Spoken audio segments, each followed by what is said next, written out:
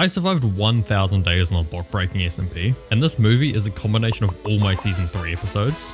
Throughout this season, we built some of my biggest and coolest projects ever. You'll also be able to see my building and editing skills improve significantly over time. I promise it gets way better after episode 1. I'll be jumping in a little bit in between episodes to show off some builds that I did off camera or on live streams. But anyway, grab some snacks and come along with me on this journey through block breaking season 3.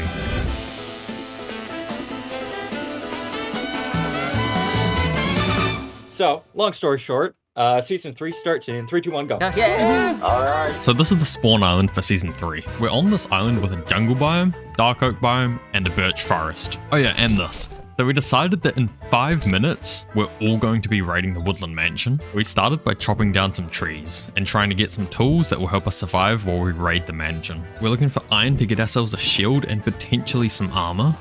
Where is a cave? I am really struggling to find this cave. The iron down here. Oh my, the lush cave down here. Oh, there's gotta be iron. Oh, there's iron. Okay, I found iron. We crafted a shield and iron boots as the 5 minutes ended. We all entered the mansion, and immediately it was just utter chaos the whole time. Oh, I'm 1 heart. Help me some. Help me some. No. Uh-oh. This isn't going well. Oh, baby zombie. I'm here. Get away from me, you little psycho. No, I'm gonna die. Oh. Swords and stuff. Uh-oh. Yeah, very chaotic. But anyway, now that we've raided the mansion, I decided to head out and start working on our 5-step plan. And the first step of that plan is to get upgraded. First things first, we need some food. Let's just go by the ocean. Then we went mining for more iron and potentially some diamonds. Whoa. Why do they explode? We just have firework explosions. Oh, there we go. We should be the first on the server to get this. Oh, yes. Oh my. Now that we got 3 diamonds, let's make our first diamond pick. Hooray.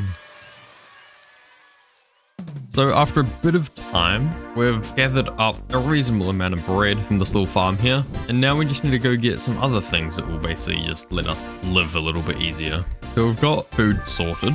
Now we just need to get some armor sorted. So let's go find a mine and go mining in there. So we dropped into Mike's mine and just mined.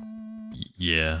So our pickaxe is nearly broke and we've got 19 diamonds, which to be honest isn't actually terrible. So what I will do is I'll make a new pickaxe because I want to get a fortune and silk touch one. I don't really need other tools, so what we'll do is we'll start getting geared up. So we definitely need a helmet, definitely need pants and boots. Oh wow, perfect.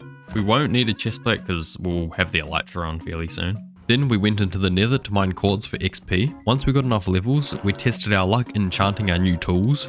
Unfortunately, we didn't get any mending on anything. To be safe, I reckon what we could do is we could go find a village and just go until we get a mending book.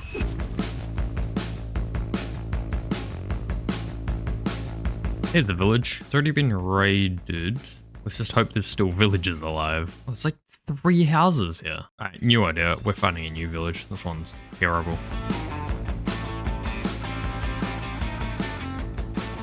Oh, here we go. So now that we're here, I'll set up like a little hole, I guess, where I can put all the villagers. Perfect. So these 2 have already wandered in here. So then we re-rolled the trades. We got efficiency 5, mending, fortune 3, and unbreaking 3, which was everything we were looking for. Perfect. So now we've got all 4 of our villagers locked in. Then we set up a sugarcane farm so we could trade paper for emeralds. Now we just need to get a lot of sugarcane, a lot of emeralds. This might take a while. After a really long time and a big expansion, we should have a reasonable amount of paper once I harvest this. So from a full harvest, we get quite a lot actually. So I've got just under 2 stacks of emeralds. Let's see what kind of books we can get. Mending, here we go. Oh, well, we got 7 out of 8 for just mending. I'll be back once I get like 4 stacks of emeralds at least. This has taken a ridiculous amount of time to get 4 stacks of emeralds. And let's see how many books we can get. 1 more mending, unbreakings. Oh, we've already ran out. After spending even more time AFK and mining a total of 7,700 sugarcane, we finally got all the books we wanted and we put it onto our tools and armor. So now we've only got one goal left on our living easier list. So let's get ourselves an elytra. First, we have to defeat the Ender Dragon. Alright, before the last one. Which we decided to do with only TNT. So no other tools like a bow, sword, nothing like that. Watch. Oh my. Oh, ow. This is a really bad idea. Don't do it. Our dragon got bugged and never landed, so it took us over an hour to kill it. Oh, I might get it. I did get it. No. Oh. Once we finally defeated the Ender Dragon, I ventured into the End Gateway and bridged over to an End City, but there was a slight problem with our End City. The ship looked like this. Normally, the elytra spawns here, but as you can see, it doesn't exist. So we moved on to another city. Give me that. Yes. So with that, we've finished step 1 of our plan. Now, on to step 2, where we gather materials. So this is a list of everything we need. So now I've collected all the materials we need, except one. For some reason, I've decided to build out of 59 anvils. That's a lot of iron. So let's go build an iron farm. So it should be fairly easy to build. I'll build it up like this high. That should be a big enough platform. Very good.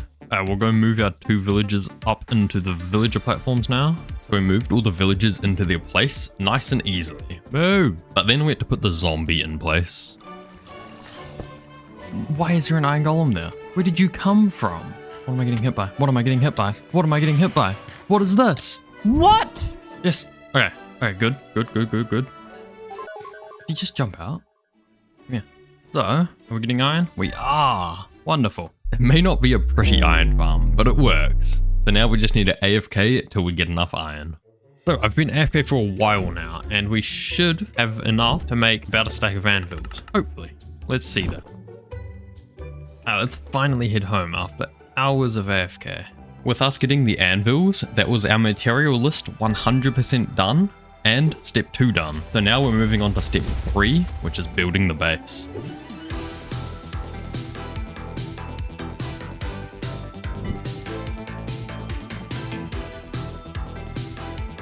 So our base is complete. I'm going for a steampunk kind of theme because I reckon they look kind of cool. It's a fairly useful house, you know. I've got storage down the bottom, bed here, and then right up the top we have extra storage if we really need, but I'll probably never come up here again.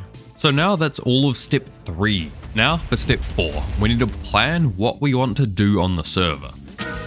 On block breaking, we like to sell items to other players, and I want to sell something that I think will be really helpful for everyone. Rockets.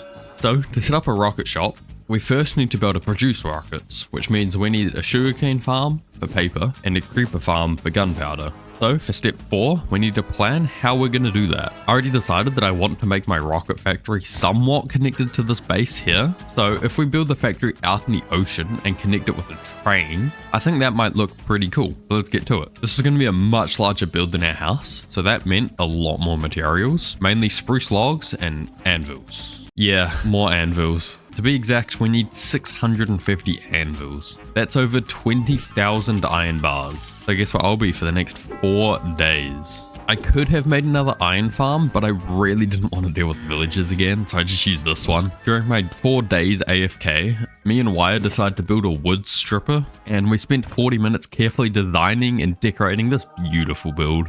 We finally have enough anvils, hopefully, and we've got some more spruce wood from a little farm we've made over there. This took a ridiculous amount of time. I've been here for about maybe 5 days. Let's go build this thing finally.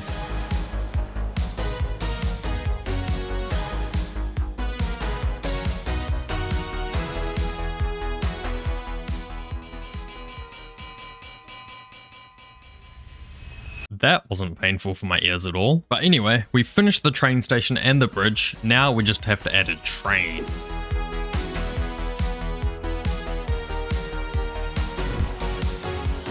Here we go. Train built. I reckon it doesn't look too bad. So now to finish step 4, we need to plan how we want to build this rocket factory. I want to put all the farms needed in the same place with a building covering them all up, but I don't want this to be any normal farms. So we're going to add some spice to it. First is that I want to launch the creepers around with slime blocks. Second, I want to make all the items produced from the factory travel down a honey block wall before getting sorted into chests. So to do this, we need to design some stuff in creative first. So I've come up with this creeper launcher design. Basically how it works is that a creeper gets pushed up a bubble elevator, and then they activate this tripwire that makes this slime block push the creeper forward. Then as they are over top of this slime block, it activates and hits them upward, where hopefully they get launched across the room without blowing up. So now that we have a plan, that's step 4 complete. Now to complete the last step, building the factory. But before we can begin building, we once again have a massive list of materials to collect. This time, we surprisingly don't have any anvils. To be honest, it's not terrible. It's mostly the brick that I think will take the longest. So we set out and gathered thousands of blocks of clay, stone, andesite, and granite. After our biggest resource gathering yet, we've got all the materials, hopefully. I probably forgot stuff, but oh well. So now we just need to build the thing. So I'm going to build it here. I'm going to cut off like half this bridge. It doesn't need to be this long. With Wire's help, we built the factory.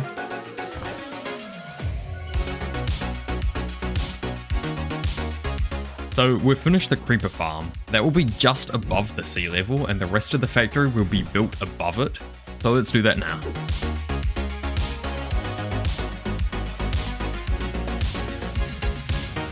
So here's the sugarcane farm. Here's the creeper launcher, and I want to put the honey block wall right in line of where the creepers will get launched, because I think they'll look pretty cool. So we'll build it here.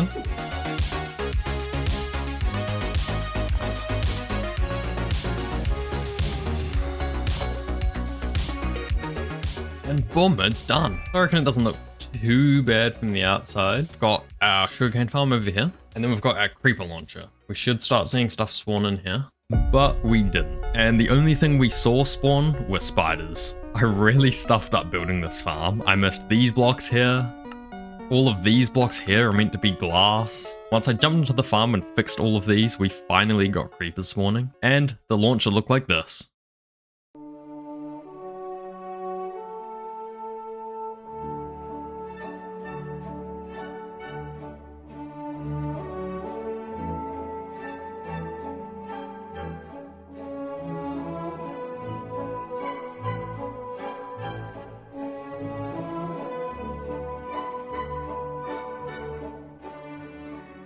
Which now makes our factory fully finished. We can craft all this up into paper, combine it with this, and start selling it to the server. So this only took us 7.69 days to complete.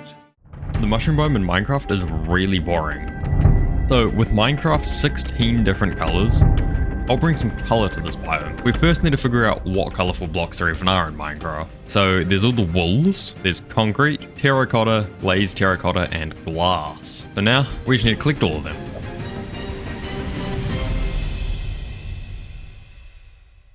But there's a lot of them, so where do I actually start? I think now is a good time for a game plan. We have 3 different phases to our game plan. Phase 1 is building all the farms to get the different blocks, like a dye farm, wool farm, and sand farm. So let's start with probably the most important farm of them all, the dye farm, because that's sort of like the foundation of all our future farms. I guess the best place to build it would be in a flower biome. I think that might be good here actually. So we're looking for a spot in a flower forest where these 2 flowers spawn, because we can't get blue and light gray dye any other way. Alright, let's see. So if we get the blue flower, we know this works. This needs to be grass. Okay, no. I just realized that I can't be in a meadow, I have to be in a flower forest. So this whole time it's been useless. Alright, let's find a flower forest. That looks promising. I found it. Wait, did we? Yep. Alright, this place is good. Right here. Alright, let's see. Perfect. Uh-oh. Why are we only getting the blue ones? So remember, I need to find a place that has both the blue and these flowers spawning.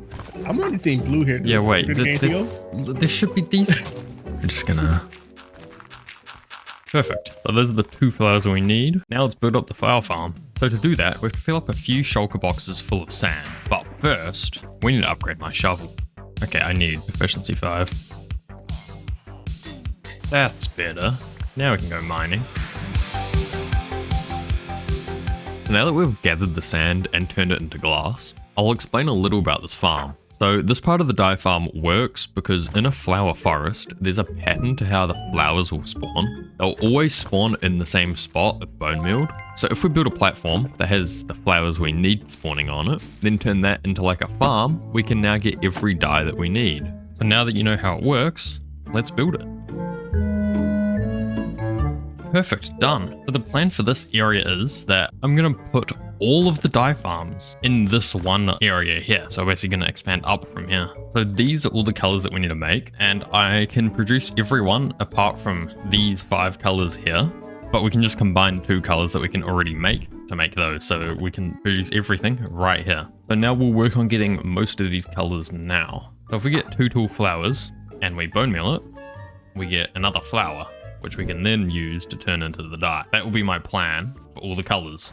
All right, let's start with the 4 easy ones, which are pink, magenta, yellow, and red. So to make one of these, I can place dirt there, and now I can place the flower there. Now if we bone meal this, we get an extra flower. Perfect. So now that's red done. Next we'll do yellow over here, which is the same as red. Yellow done. Now we'll do pink and magenta. So now those are the 4 easiest colors done, because all we need to do, get bone meal into these dispensers and then hook it up to a clock, and it just gives us the flower. So we might as well set up this clock system now, and boom.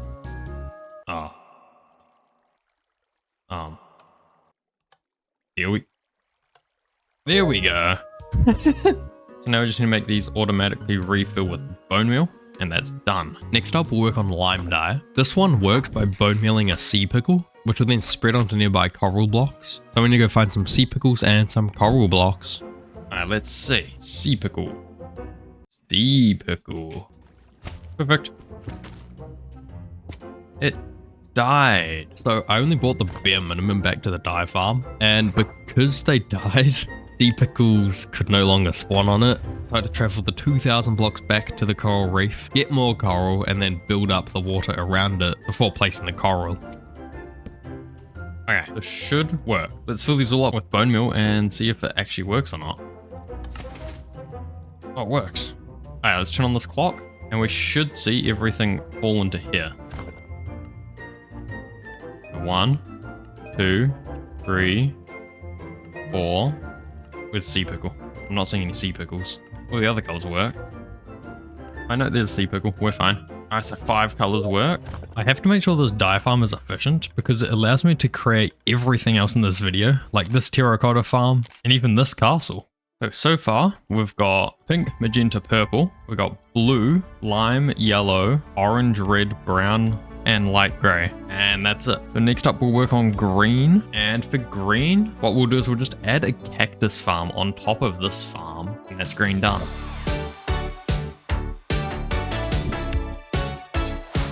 There we go, cactus farm's done.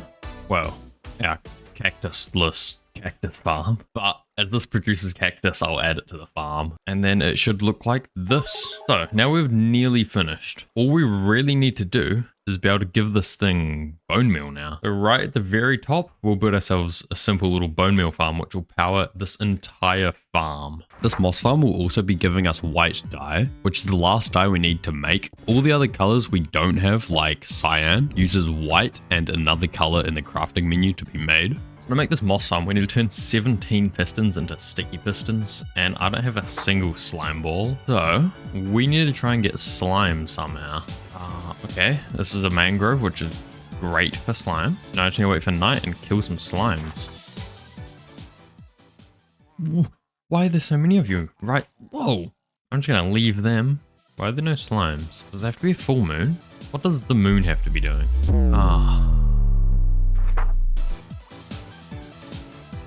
Aha, there's one. So we've got 1 slime ball, and now it's day. 1 slime. I couldn't be bothered waiting till night again, so I just searched through Riley's house and took some slime blocks, then got back to finishing the moss farm.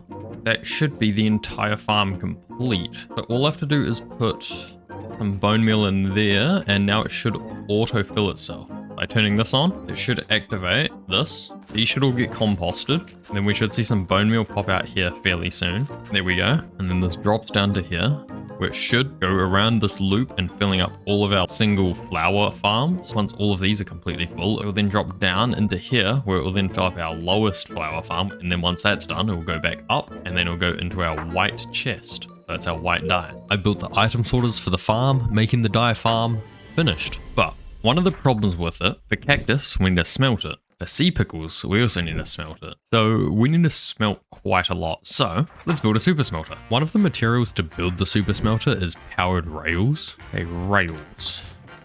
How do we make rails? Oh, wow. Okay, that's quite expensive. Me doing this is probably really triggering to other members on the server because raw gold is our currency. So by me smelting it, I'm essentially just losing money. I'm assuming that won't be enough gold, so I'll quickly go to the nether and mine some. Ooh, no. Oh. Okay, 31, that should possibly be more. So I need just over 3 stacks of rails. Well, we need a lot more gold. Wow. That might be enough now. Let's see. Wow. That's like nothing. Holy moly, these are expensive. We should finally have enough. More than enough. Perfect. Then we headed to where we're going to build the smelter. We need like 2 stacks and a little bit of powered rails. We didn't even need 3. So now we need to get ourselves 13 slime blocks. Last time I was only able to get 1 slime ball. We need 9 slime balls for 1 slime block. And I can't go steal any more from Riley because he doesn't have any left. Full moon, which is ideal. Wait, is that full? I think that's full. Oh, slime. But luckily, Tinser came and saved the day. Please go show him some love for saving us. Hello? How's it going? Oh my, amazing. Yeah. That saves me a lot of time. The only other block I didn't already have was an amethyst cluster, so we got that. Alright, how do I get this? Can I just mine it? Oh, I can. Well, that was easy. Might as well get a few. Alright, let's get out of here now. Alright, now that we've got most of the materials, we might as well build the super smelter.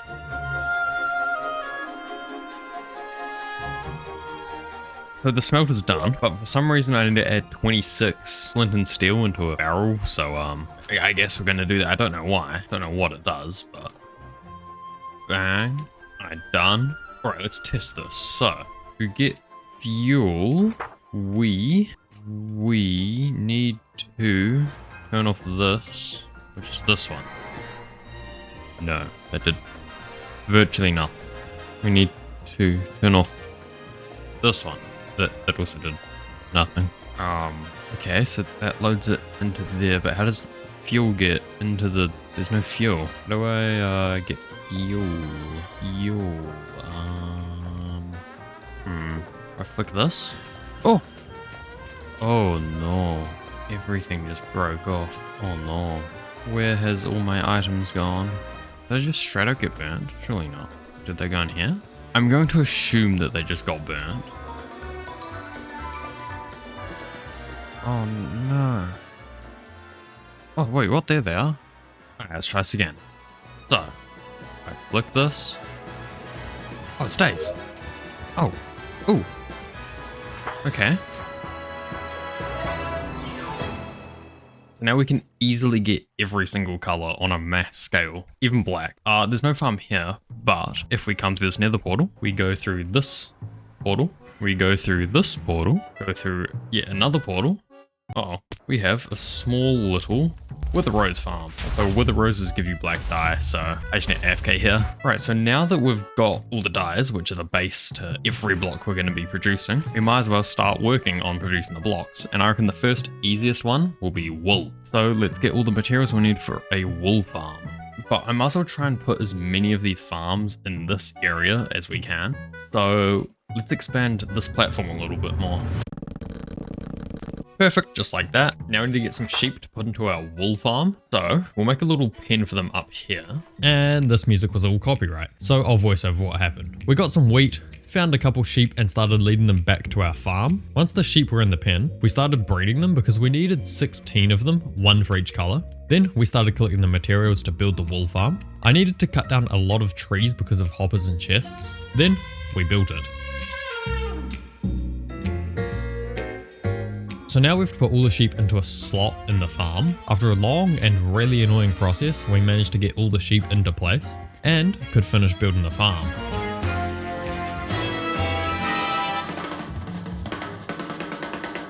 So there we go, the wool farm's done. So with the wools now done, that's another block off our list. Now we're going to tackle the second hardest one to get, which is the concrete stuff. So we'll start off by building a bartering farm, because to craft concrete, we need gravel and sand. Gravel is dropped from piglins, and for the sand, well, we'll talk about that later.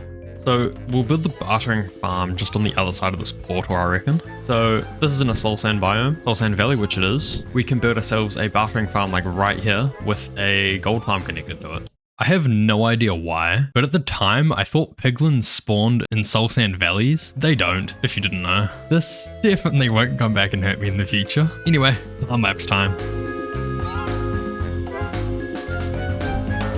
So I've got the bulk of the bartering farm done. We just now need to do one of the harder tasks. Putting 24 piglins into here. I don't even know how to start doing this. So if I get some trap doors, if I place them like that, they should in theory try and jump in there if I stand up there, right? Ah, so if I build a platform of netherrack, then people should spawn up here, right? Wait a second. Can piglins even spawn in soul sand valleys? No, they cannot. Well, this is all useless. Now if we just go up, they should start spawning, right? Oh my god. I'm gonna die. Do these guys burn? These burn. Ooh. Oh yes, there's a few. Come here. Okay, so I need to name tag these guys. Are they name tagged? They are. You name tag, good. Come with me. Ooh. Where's the other guy? Down there still. Yes, 2 in. Okay, 22 more to go. Come here. Ow. Oh my god, I hate working with these guys. Let's name tag you. Ow. Oh. They're literally just spawn camping me now. They're actually spawn camping me. Name tag. Name tag.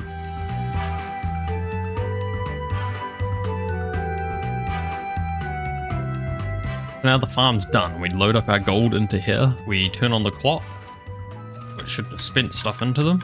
But of course we don't have any gold, so we're not going to be able to dispense anything. And then they throw it and it gets into this item stream where it will get pushed across all these hoppers and then sorted. We don't have any gold, so time to make a gold farm. The gold farm we'll be building is going to use a bunch of magma and glass, but before we get those, we need to get some turtle eggs.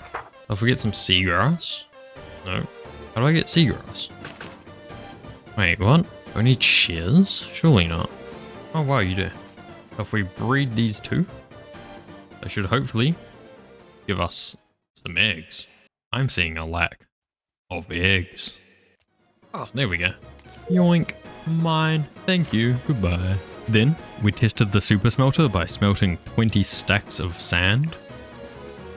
Is that it done? Really not. Oh wow. So super smelter works pretty good. Then we had to get some magma. This is going to be so much fun. Woo. That took like actually a really long time to get all this magma. That means we have everything to build it. Let's just quickly build this thing up.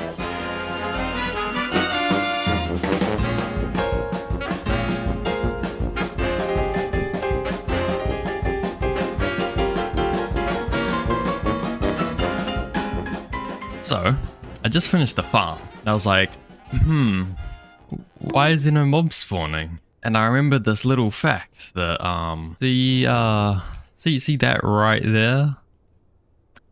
Yeah, they don't spawn in that biome. They do spawn in this one, which is like 20 blocks away. So, I have to take down this whole farm and then put it back up again a few blocks over. So stupid.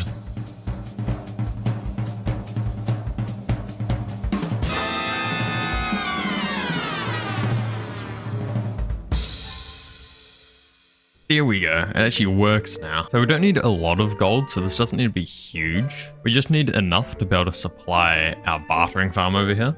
Mostly for the one gravel that we need. Now that we have a supply of gravel, we now need to get a supply of sand. And normally we would use dupers, but we aren't allowing that this season. So instead, we installed the carpet mod, which lets husks drop sand. So all we have to do is make a husk farm.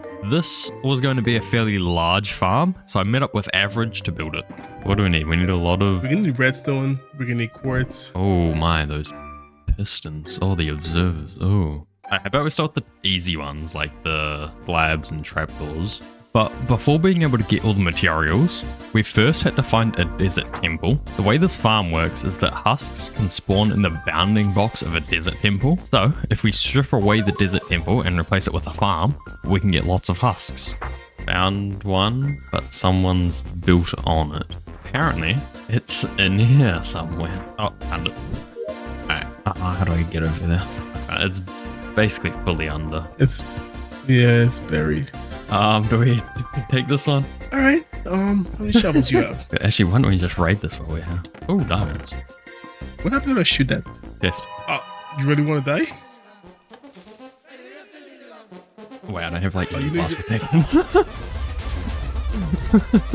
Now that we've found the temple to use, it was material collecting time. I started by getting all the soul sand. Then, once I finished, I came over to help Average get 25,000 pieces of wood for all the trapdoors and slabs. We should have enough, I think. Next up, redstone. A lot of redstone. How much stone is in the recipe? Oh, it's 4. Oh no. Observer is 6. Oh, I think Kai got a cobblestone farm, doesn't he? like an automatic one. Is that it? That looks like it. Oh my god. Yep. Okay. We're just gonna... I'm sure he won't be watching my video. I'm sure I can just take some of that. Do you want to craft up 7 stacks plus 38 observers? And I will craft up 420 pistons. We started by getting rid of everything. Then we built the farm layer by layer. It's done. How do we test? It is night, so... Well, we want to go up.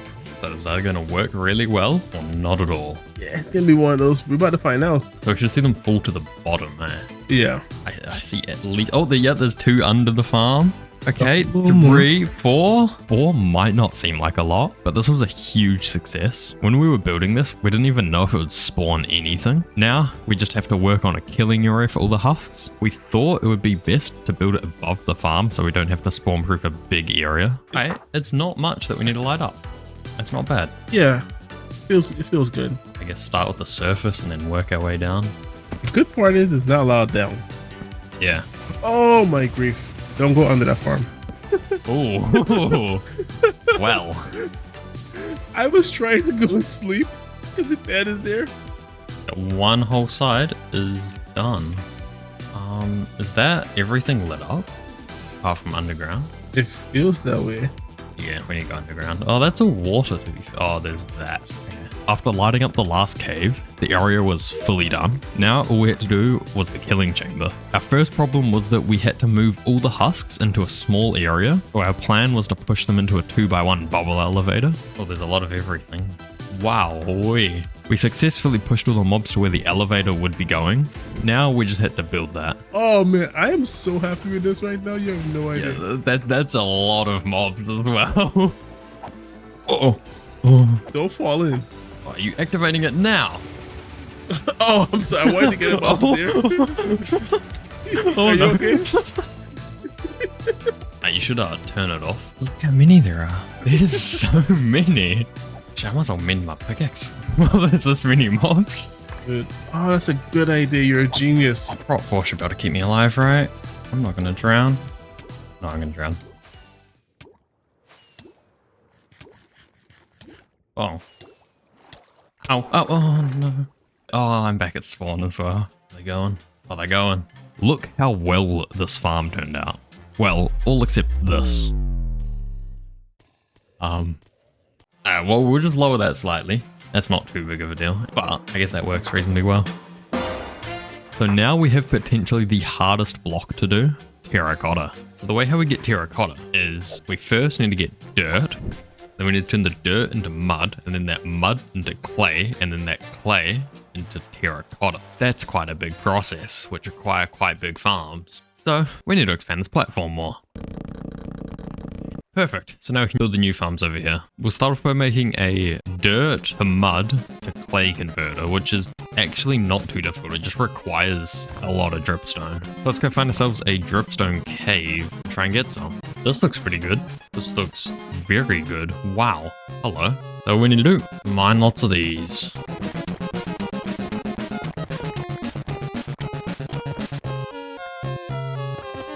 That should be enough. Next up, we need to collect some wood to put the dripstone on and a reasonable amount of piston. Ooh, 140 pistons. We need to go mining for some more redstone. I think I should have enough pistons. I need more wood. Why does redstone require so much wood? It's nuts. Like, how much trees have I had to mine? Oh my goodness. This is getting up there. 8,700. Because of all these storage systems and hoppers. I should have really made a tree farm. That should have been one of the things I made. Oh well.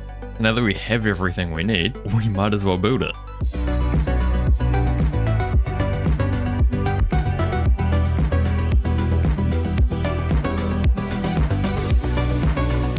Alright, so I think it's done. But now I need to place the TNT in, so if this explodes, then that is really unfortunate. Okay.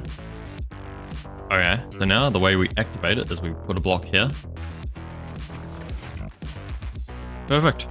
And then that should blow up without blowing everything up. Okay, it works. Good. So the way this farm works starts here. You place dirt in this spot, a water bottle then gets dispensed and turns into mud. Then that mud gets pushed down a piston conveyor belt while getting dried out by the dripstone, turning into clay. Once it reaches the end, it blows up. So to complete this farm, we need to fill it with dirt, basically. And I've done a little bit of looking online, and every dirt farm is either terrible or absolutely massive. And if I build this small one, which is terrible, it's just quicker if I go mine like a hill over there. But if I build the absolutely massive one, it's gonna take so much effort. So this is only used for terracotta, and not many people are gonna use terracotta, so I'm just gonna mine some dirt by hand and call it a day. That should be good enough. But if this video gets 200 likes, I will build the biggest dirt farm I can find on stream. So, because we're not building the dirt farm, that now makes phase 1 complete. Now on to phase 2, we need to collect a shulker box full of every block we're going to be selling apart from terracottas. Not many people buy them. So what do I mean by not many people are going to buy them? Well, the way how I'm bringing color to the mushroom biome is by building a shop. Because it's on the block breaking SMP, other members will be able to buy the colorful blocks from there and bring color to the world. So let's go collect these blocks. Let's start with the simple ones, like wool. All we gotta do is AFK for like overnight and that should be done. So I'll be back here in about 12 hours. Alright, so the next morning, we didn't actually get that much wool, but another night and then we'll get what we need. But what I did do is I left our dye farm on. So, okay, not a lot of pig, decent amount of cactus. A lot of seed pickles. A lot of red. I'm assuming there's none of this yet. We might as well start smelting all of these seed pickles. Good thing we have a super smelter. Now we might as well convert all of our flowers into dye. So that's not actually a bad amount of pink dye. So now if I go get some shulker boxes, if we color code them, we can then start putting all the wool into the shulkers and then we'll know when we've finished a block. But while I'm waiting for that, I reckon we get the next easiest one done, which will be glass. So, all we gotta do is fill up one row of all of these shulkers with glass, with sand to start with, and then bring them back to our super smelter. Let's hope this doesn't take too long. I don't think it should, but you never know. We're at the sand farm. Average has made a few improvements, like a roof and a little bit easier to turn the farm on. But let's get these all filled up.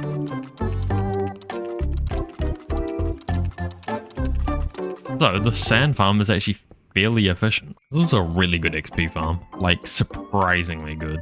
So we put all them in there, they should get dispensed out, and we'll just keep filling this with sand. Just a lot of sand.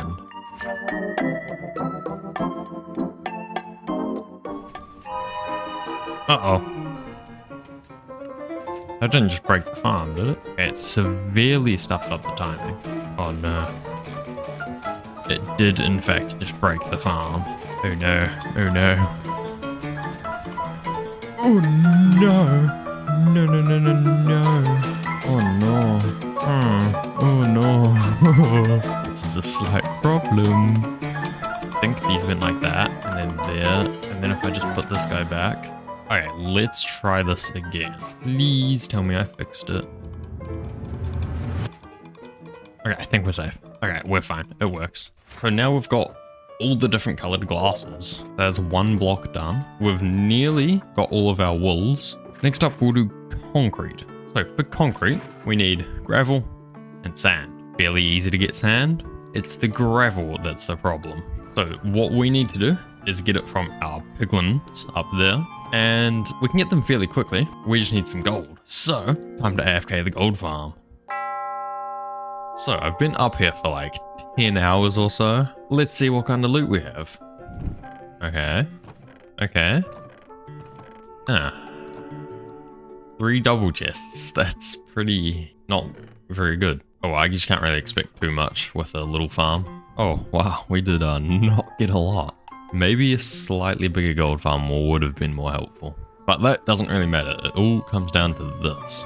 We'll put all them in there and we'll turn this on. Now we just need to get as much gravel from these guys as we can. That's out of gold. And we were only able to fill up like 3 shulkers. We're gonna need a bigger farm. Because this would have been my 3rd time building a gold farm, I couldn't be bothered taking down this one. So I built a magma cube farm, got tons of magma blocks, and built a much better gold farm. I officially hate gold farms now. This farm's now finished, and it should be significantly better. Now they should all fall in there. Start getting entity crammed. But this works significantly better. So much faster. Now I'll just AFK here until we can hopefully get all of our gravel that we need. Alright, so it's been 3 hours. It actually hasn't been that long. And let's see how much I've got. So that is full. That's half full. I'm assuming every other chest is like that? Yeah. Alright, so this farm is already significantly better. Let's see how much gravel we can now go get. Wow, okay. That is very efficient. Let's go load this up into the bartering farm. Now we just gotta wait for this to unload and then we'll see how much gravel we end up with. Alright, so we've now ran out of gold. Let's see how much gravel we have. Ooh. Ooh. Okay. Not a lot. Yeah. So, I'll spend another few hours AFK up there, and then these should be full of gravel, and then we just need to deal with the sand, and then that's all of concrete finished. After AFKing at the gold farm, I crafted up all the concrete. So now we've got all of the glass done, all of the wool is done, and all the concrete's done. So, now we've got our last one, and the most annoying one to get, terracotta. So, we need to fill this machine up with dirt. Let's go mining for a bit. Let's see, to use this, I think I can just like put a block here. No, block. No. How do I, why are these not turning to them back up in here? What? What?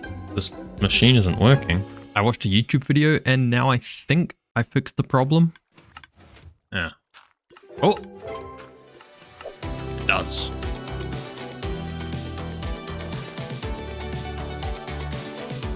After basically 3 hours of converting this to clay, this thing's really slow. I was not expecting it to be that slow. We have a decent amount of clay. So from that we got 400 bit shulkers. Now from here, we need to smelt them all, which should turn them into terracotta, right? Alright, so now they've all smelted. So now we just need to split these 5 shulker boxes up evenly. So now there's 8 stacks of each color, and then we'll have the leftovers can be for sale. So 4 stacks of normal terracotta. I don't think many people will be buying terracotta, so this shouldn't be too bad. If people need, I guess they can just like DM me or something. Or if we get 200 likes on this video, then we're gonna have a very efficient dirt farm, so all this won't really be too bad to get. Magenta glazed terracotta, what a nice looking block. So with that, that is all the blocks collected, which now means we can actually start the fun stuff. So if we fly over to the shopping district, oh yeah, and a lot has been built since I was last here, because it's taken me that long to get all these materials. If you want to see what these builds are, go check out the other people's videos. But we will set up over here, I reckon. So, I don't know why these are all floating, but I'm going to leave them like that. So the plan for the shop is pretty simple. Build a castle on top of a hill, and it has to be big enough to store all the blocks. So, because I know this castle is going to require a lot of stone or cobblestone or something, we might as well make a cobblestone generator. They're really easy to build, so we might as well do it now. Probably the hardest thing to get will be all the chests that we need, so time to go mine even more wood. We've mined 9,600 wood. Wow. So we built up a fairly basic cobblestone farm. Alright, so now this should be done, and if I place this, it doesn't explode. Very good start. If I pull this lever, the farm should activate and not blow itself up. Oh. Why is it going so fast? Why is it going so fast? Stop. And that is good, but too quick. Okay, how do I slow this down? After figuring out how to slow it down, the farm was done, and we could start building the castle. We start by working on the hill that the castle was going to be on.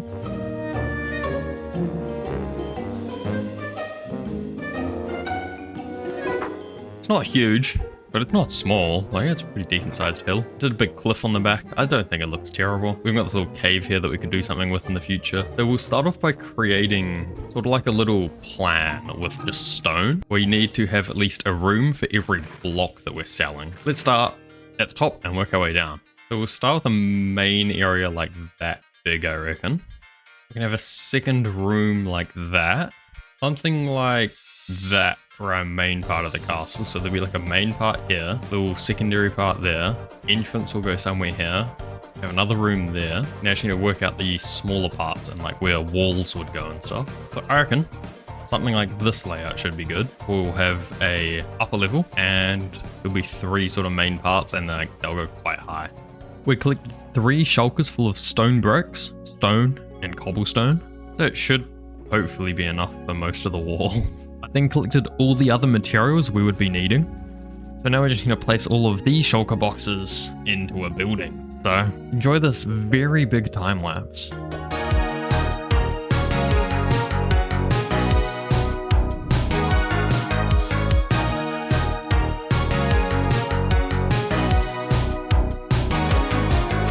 Thank you to my singular Patreon for supporting me. If you want to download this castle, it's available on Patreon. So, after like 5 hours of building, it's finished. But even though this is going to sell all the colorful blocks, I've gone for a very like bland color choice. But that's to contrast what the store actually is. So coming up here, we're going to have sort of the main area, which is in through here. And then we'll have one shop in here. Then coming around to this side, we'll have another shop in here. And then in the main area, we'll have probably a shop tucked into here. And then I want to use the height in here, so we'll probably have another shop like up there somewhere.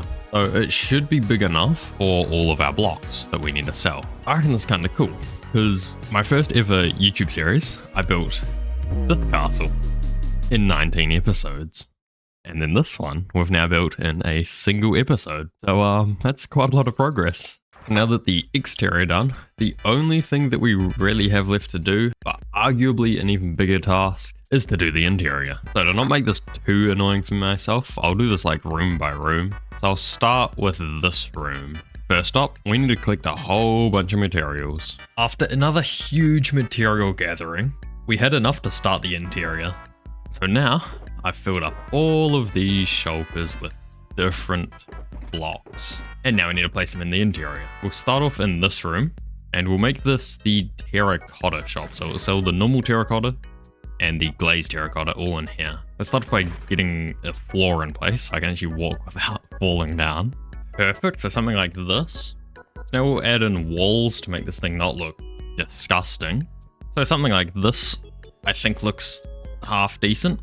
So we'll put a big shelf here. We'll put all the terracottas. So a shelf like this. So if we put item frames on all these barrels, we can then put all the different terracottas inside each barrel. So for example, let's say this middle one here could be pink terracotta, and we could put the pink terracotta block on the outside like that. So now I just got to decorate the rest of the room and fit in the glazed terracotta somewhere. Right, so this room's done. I think it turned out half decent. So we'll have glazed terracotta in all of these chests here. So now that one room is done, we might as well do, I reckon, down here. because this place is really bland. So we'll make this place come to life a little bit more. And there we go. I reckon this adds quite a lot of life, because I found this trick with hanging signs and it just makes the area look so much more lively and colorful. What I'll do now is I'll finish the rest of the inside, including inside here, which is going to be a big challenge because look at the shape of it, it's a mess. And I will be back.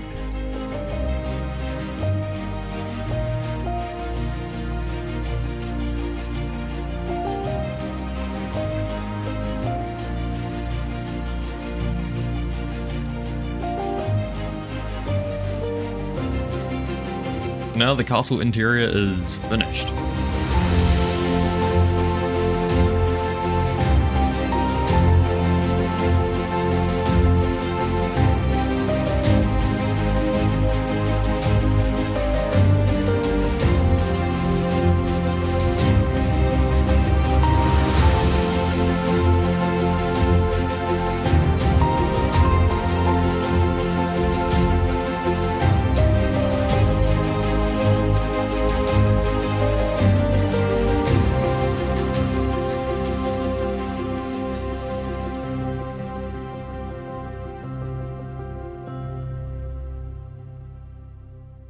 Inside the castle, there's a little game where you have to find all of the overworld saplings. Yeah, so they're just hidden throughout the castle, minus mangrove, because that's not technically a sapling. The last thing we have to do is to actually fill this thing up. I think we got all the glass ones yet, so we'll go fill out glass shop first.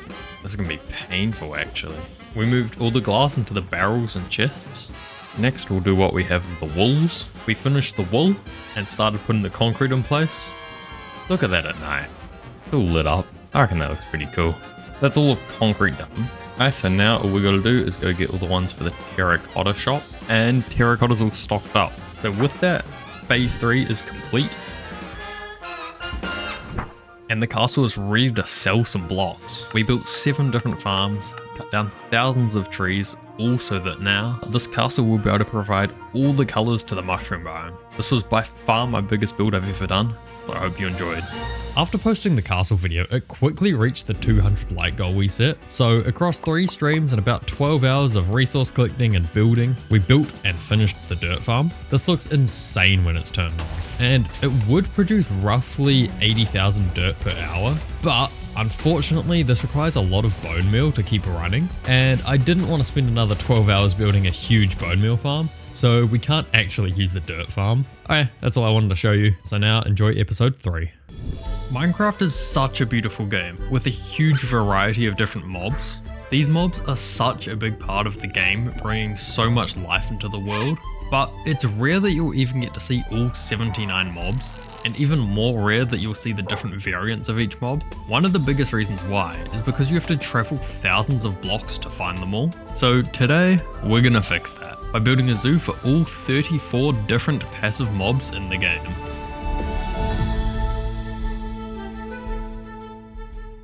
So this is the area that we'll be building in. As you can see, there's a lot of trees. This is not ideal for building. I think the first thing we have to do here is prepare the land. Let's start from one end and work our way down to the other.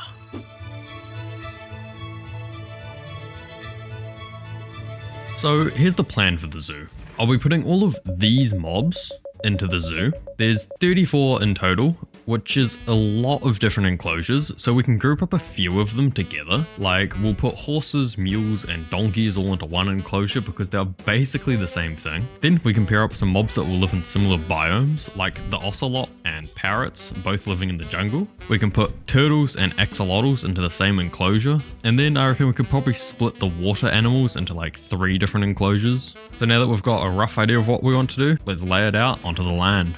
Let's go get some wool and make ourselves sort of like an outline of roughly where we want all the enclosures to go.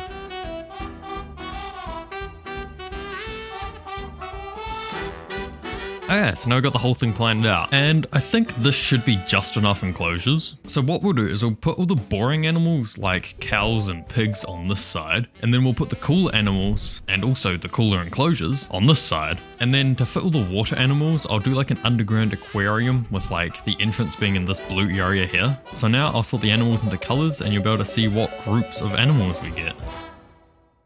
Alright, so I think to start the zoo, we'll raise it up slightly so that this little hill here isn't as big, because I think that will be a bit of an issue. So we went over to our industrial area, got some stone, made some andesite, and collected some dirt, then built up the wall that roughly followed the shape of the river.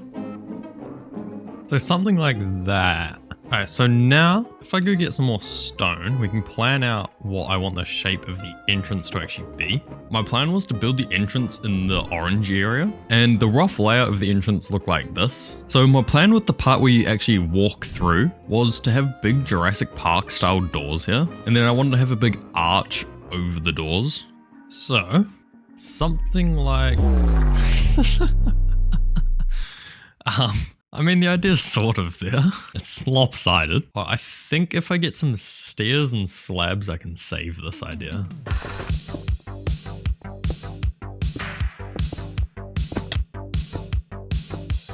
There we go. That looks a little bit better. And now I think the letters Z-O-O will fit nicely up there. I'll try make it look nice, but it might be quite difficult because they'll be diagonal. So let's start like this. Oh yeah, here we go. First O is real easy. Ideally, we'd make this match the curve of this, so we want it to be another like half slab down. Oh, we can trapdoor that. And then if we do slabs again, I'm happy with that. Now we just got to tackle the Z. I guess if we just put that there, maybe another one there. Okay, I've got a basic Z shape. I think we just need some more trapdoors. Yeah, I would say that looks like a pretty good zoo. So to really make the entrance better, we added a huge open gate under the arch, then built up some walls. So now that we've got this little section here done, it's quite bland right here. It's definitely missing a few things. So I reckon first we'll add in a path, and then I reckon we can add one tree here and another tree over here. Before being able to build those, we had to collect up a bunch of oak leaves. Let's hope that should be enough to at least build 2 trees. And we also had to get some bricks for the path. So I used our dirt to clay farm we made in the last episode, which you should totally check out after this video. Okay, let's build up this area here.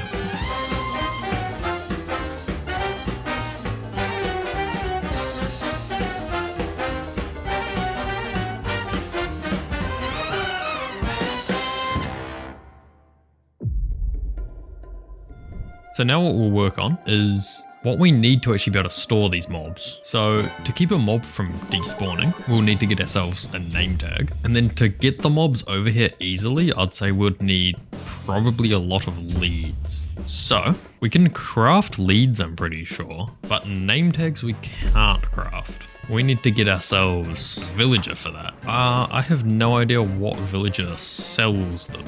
Let's see. Oh, it's a librarian villager. Easy. Let's start by looking at the players around here. Let's see if they've got any villagers. Mike might have some. Nope. Nope. You. Oh my, 20. Okay, 20. There's no way it's 20 each. Oh my goodness, it is. I decided to start with getting the leads since they don't cost 20 emeralds each. So we got some string, got some slime balls, and crafted a couple stacks of it. Then for the name tags, I went over to Average's raid farm and stole some of his emeralds. That should be enough. Okay, we got 57. We didn't even get a stack. That's crazy, because considering the amount of fish I want to get, that's not enough. Back we go. After stealing more emeralds and trading with villagers again, we now had about 2 stacks of name tags, which should be good for now. But now that we've got those, we can begin working on the actual zoo part. So currently the zoo looks like this, with only the entrance being done. So now we'll work on the red area, where we'll be putting the animals that you can usually find in a plains biome. The first step will be to find and move most of the animals into like a temporary pen before building up the actual enclosures. So let's build up the temporary pen first. So let's just build it like here for now. Now that we have some pins, we can start collecting some animals. It was super easy to find pigs, sheep, chickens, and cows because they were just roaming around the area. With the ones that we currently have, we might as well build up their enclosures now. This was originally meant to be a time lapse, but the file got corrupted. So what we did was we built the path and then the shape of the enclosures. So I reckon the next step is to probably detail each enclosure and then start getting the animals already in place. I reckon I'll start from this end and move our way down, detailing them all. We started with the pig enclosure. This enclosure is nothing fancy. We just added some mud for detail and that's basically it.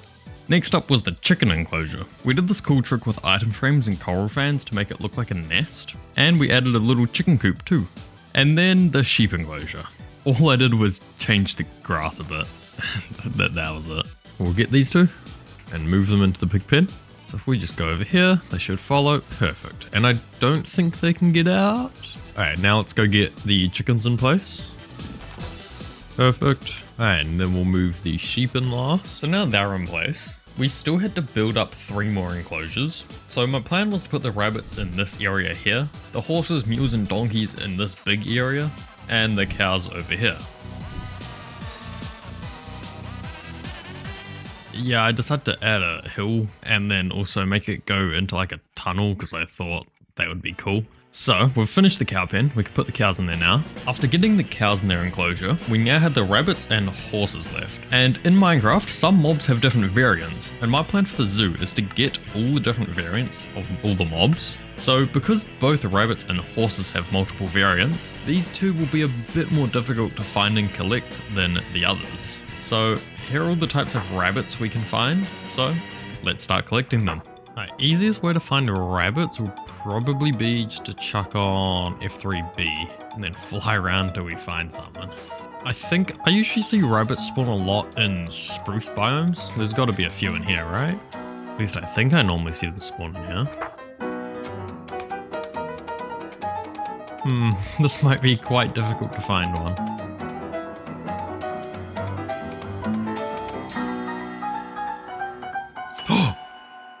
Hello. So now we need to get this guy back to our base. Can I fly with this guy? Oh, I killed it. I killed it. Great. Okay, well that didn't work. Oh, hello, you're another one. Okay, so flying might not work. So I need to start from up high and then sort of gradually build my speed, I think, because I think a firework accelerates me too quickly. Can this rabbit jump up? Oh my god, can rabbits not jump? Oh my god. Let's grab that other one that was up here and we might just have to run all the way back. This might be quite a big journey back. Yes! Okay, they're in flight, Okay, I didn't actually expect that to work. This is real risky with 2 of them. Please work. Okay, so as long as we take off horizontally, I think the mobs stay on. Okay, how does the landing work here? Do I need to do like a real slow descent? Or is it just gonna like die if it hits the ground? And it died.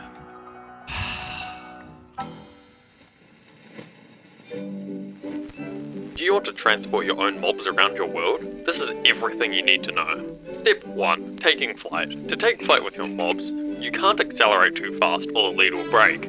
I recommend jumping off a cliff. Step 2. During flight. When in flight, you must use your fireworks horizontally or the lead will break. Make sure to have smooth movements. Step 3. Landing. A soft landing is a safe landing. If you land with a thud, so will the mob. So what are you waiting for? Go transport some mobs. Alright, so let's take some blocks, and now let's go try and find some more rabbits again. After successfully being able to transport some rabbits back to the zoo, we had a white one and this one. Those were all the variants that spawn in the snowy biomes, so we started looking in other biomes. Oh, are you a rabbit? Nope, you're an egg. Surely a bunny's got to spawn somewhere here. Right there, there we go. Jump! Oh my god, I hate these guys. I might as well. Dogs like to kill rabbits. Good to know. Good to know. We found another rabbit and built a big staircase up. Then we successfully took flight with it and safely landed back at the zoo. Then we found another variant. That's different, right? Oh, go away. Oh my, hello. natural pink sheep as well. We might as well bring that over just because it's a natural one. After struggling with the rabbit, please rabbit, get up. We got the pink sheep and the rabbit back to the zoo. So now we just had to find 2 more. The desert one and the black one. The desert one was super easy to find. That took like 5 minutes. And then we had to find the black one. I spent the next 30 minutes searching for it but couldn't find it. So I thought it would be way easier to just get it from breeding. Alright, so now we just need to come back and breed these guys up till we get the right variant. If you didn't know, with most mobs, if you breed them, they have a very small chance of mutating into a different variant. Wait a second. We got it. We got the different one that we needed. We definitely have too many now. I'm just gonna... Okay, I just need to kill this little... I need to get rid of this last one. Perfect. So now we'll name tag you. And if I name this one Toast, it turns into this thing. So that's the rabbits done, which now means we can move on to getting all the different types of horses. After looking at the horse variants, I found out there are a lot more than I first thought. What I might do is I might just get one of each color, which is still a lot. So we set out to find the horses, donkeys, or mules. Is that a donkey? Found a donkey. I'm assuming you're a donkey. What happens if we lead this and then jump off the cliff? Oh, okay, well, he's off. Alright, let's go. He stays on, right? Just. Let's see, please don't fall off. He's staying on, we're fine. Okay, so I've got a donkey in here. Let's rename him. So now, how do we find a mule? Where do they actually spawn? Do they just spawn like donkeys do, just like anywhere? I'd assume they would, right? Oh, there's a horse. We might as well take the horses. Alright, let's go. Okay, we'll drop this fella in here. Beautiful. So is this the chestnut one? I think so. Let's go find another one. Actually, you know what I think might be the easiest thing to do? If we come over to my neighbor's base over here and we steal Simrex's horse. Oh. Whoops, didn't... Whoops. Oh, well, he's name tagged.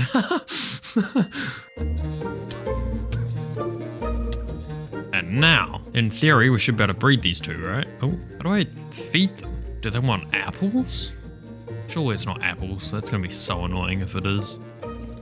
Oh, okay, not apples. Do I need to tame this one? If I need to tame this is going to be so annoying. I can't feed these guys now. What if I give you some of this? Oh, okay. So it's golden carrots, so this is going to be really expensive. I wanted to try get a couple more horses before we started breeding them. We managed to find some, but they were quite far away. Beautiful, now we just have the big flight back home. Imagine you're just chilling in spawn and then you just see this fly past. That'd be quite funny to see. So now we basically just need to find like a grey one and a white one, I think. I don't know, horses are confusing. Oh, and a mule. Now begun the process of breeding the horses till they mutated into the colours we were looking for. Wait, what? The donkey and the horse make a mule? Ah! That's how you find them. So that's the mule's done then. I know there's only one type of mule. Now I guess we just need to get the other two. After a little bit of breeding, I think we have all the colours. It's really hard to tell with horses. So that makes all of the plain mobs finished. But there's an issue that I have with this area. It doesn't feel very like immersive when you come through here because you've got like this and that and like the background's very distracting. So I think the easiest way to fix that is to add a whole bunch of custom trees everywhere. Last time we made these two trees, we collected this many leaves, and now after, we were left with this much. We were gonna build at least 6 times more trees, so I had to get a faster way of getting leaves. So I crafted a diamond hoe, put silk touch on it, and started deforesting a forest. Then, once we collected 3 shulkers full of leaves, we built up the trees.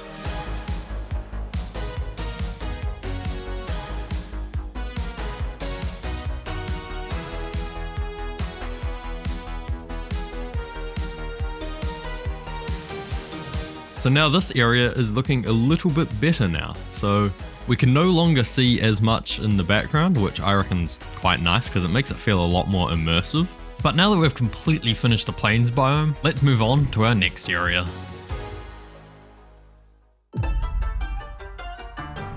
Now we'll work on the cyan area. So we'll start by building up the walls of the enclosures and leveling the terrain a little bit.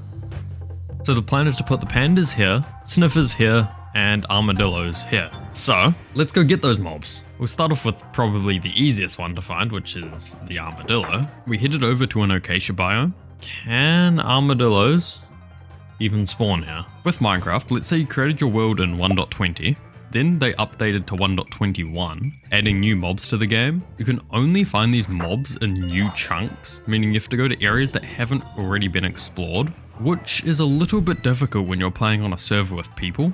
So because this biome was generated before we updated to 1.21, the armadillo can't spawn here. We might need to find a new savanna because that one isn't working. Can they spawn in Badlands? Okay, we found a few of them. So now, how far away am I? I'm like 6,000 blocks away. Great. Let's just build up, I guess, and then try and fly back. Oh, we only have 14 rockets as well. Now we just have the very, very long journey back.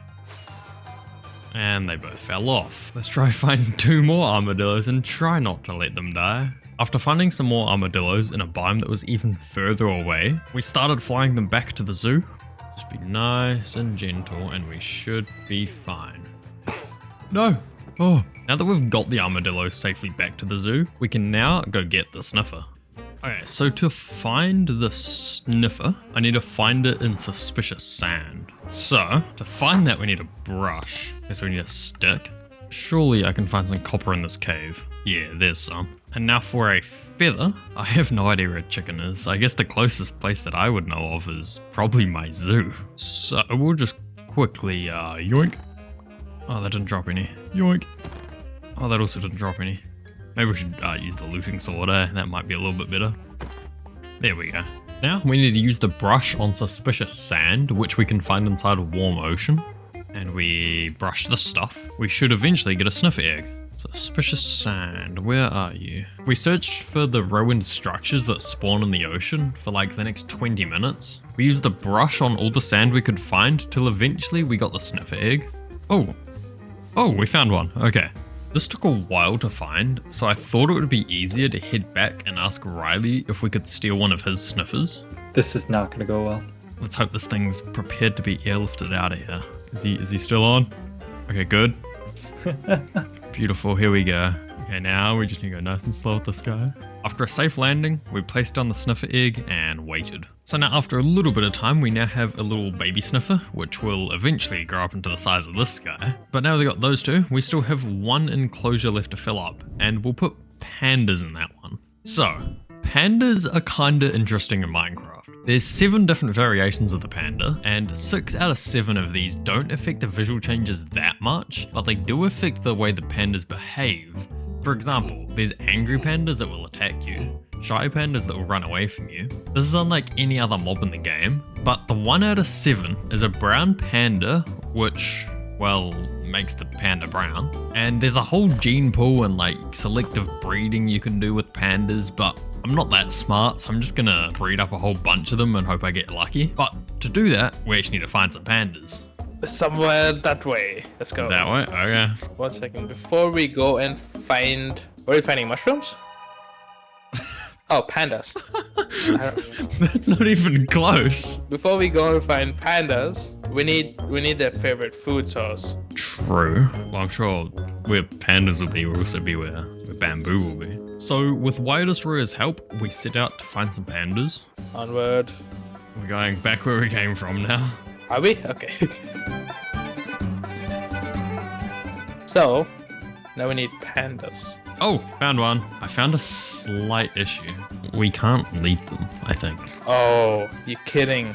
Oh, you know what we can do? Wait for it. Boom. Safety boat. Get in. Okay. And then you do that, From my tests, I found that the boats don't like to fly with the elytra. What?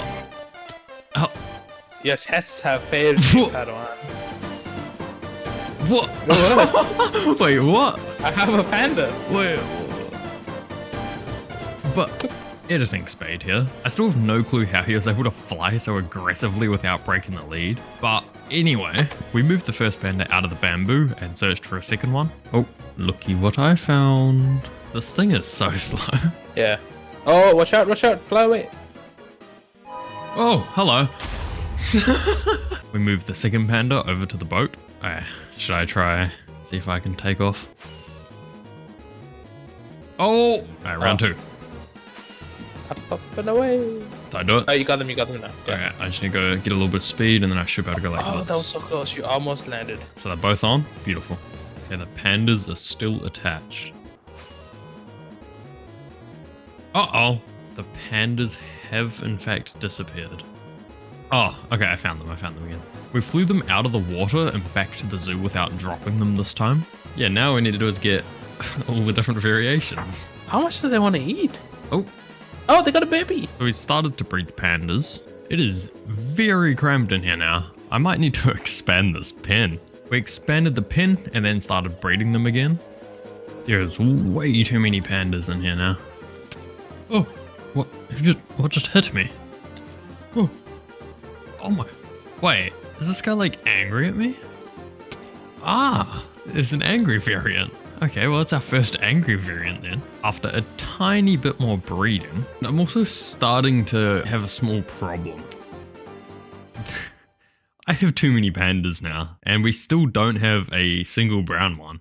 So to free up some space, I killed off most of the pandas and spent the next couple hours breeding them all back up again. After going through another round, look what we finally have.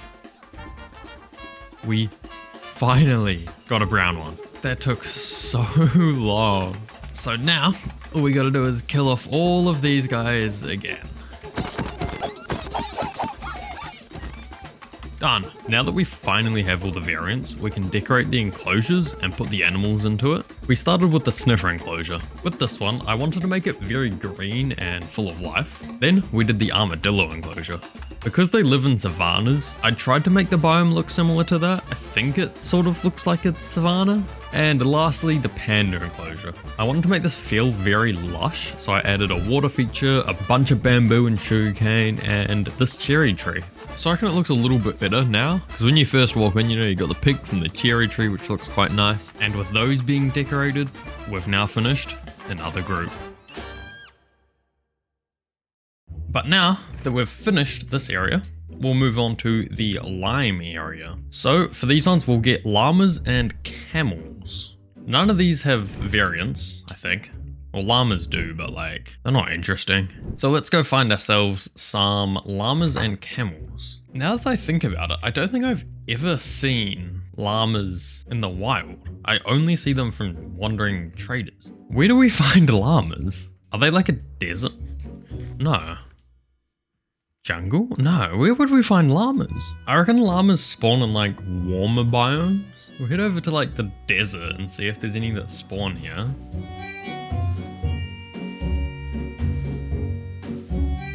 Where do llamas spawn? Alright, let's see what's through this portal. Oh, here we go. Here's another village. Ooh, there we go. Okay, that's one camel.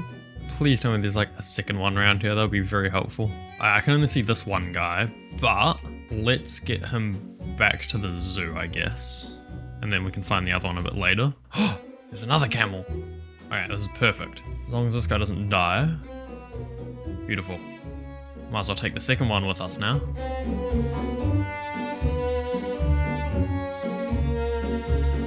Okay, beautiful. They're both in place now. Okay, now we just need to go find ourselves the llamas. So I still have no idea where llamas spawn. Oh, wait.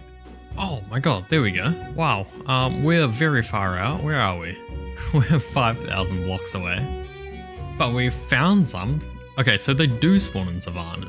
Thought they might have. We headed back to the zoo. We'll just land them down nice and gently over here. Okay, let's build up the enclosures for these two now. We started with the llama enclosure. This was going to be a fairly boring enclosure, but we did have to deal with this hill. So I just made a little stone cliff at the back. The camel enclosure was going to have a deserty theme to it with a little oasis thingy, and we also had to do another cliff for this one. Beautiful, and they fit quite nicely into their enclosures. And if you want to see one more cool thing you can do to llamas, if we put on a carpet, look, they have like little things. And you can do like every color of carpet as well. For example, the yellow one looks like this, which I actually really like. White also looks real cool. Gray is a little like bandit looking thing on. I love that. And with that, we've finished another group. This is what the zoo currently looks like. So we might as well do the purple area to finish off that section of the zoo. So my plan for the purple area is to get some of the flying stuff. So we'll get bees and the allays, but because they're flying, I think this one might be easier if we build the enclosure first and then go get them. So let's start off with the bee enclosure.